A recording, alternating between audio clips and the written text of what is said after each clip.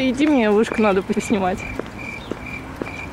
Еще совсем немного, и загорятся звезды, и выплывет месяц, и поплывет, покачиваясь над тихими осенними полями. Потом месяц заглянет в лес, постоит немного, зацепившись за верхушку самой высокой елки, и тут его увидят ежик с медвежонком. Как все-таки хорошо, что мы есть друг у друга. Ты только представь, меня нет, ты сидишь один и поговорить не с кем. А ты где? А меня нет. Так не бывает. Я тоже так думаю. Ну вот вдруг меня нет, ты один. Ну, что ты будешь делать?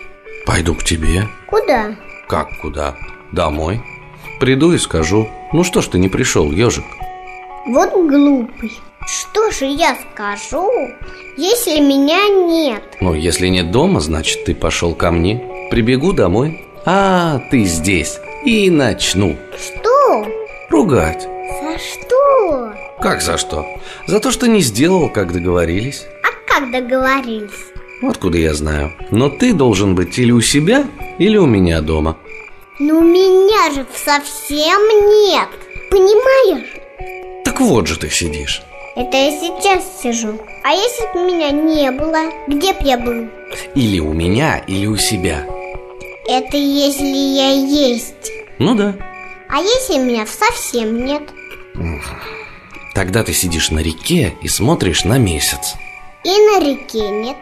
Тогда ты пошел куда-нибудь и еще не вернулся.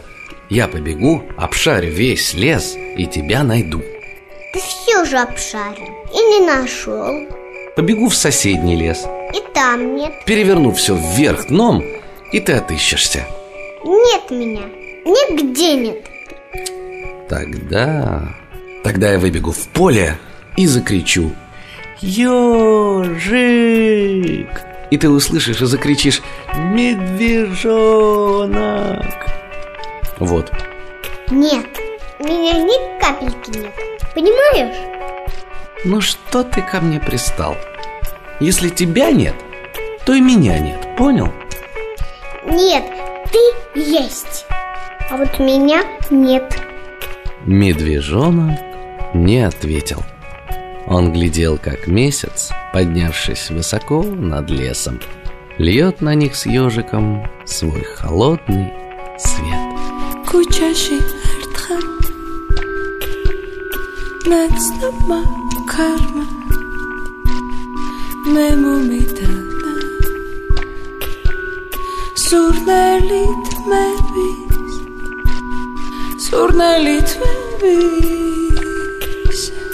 ის იყო შვენი ასე ნაცნობი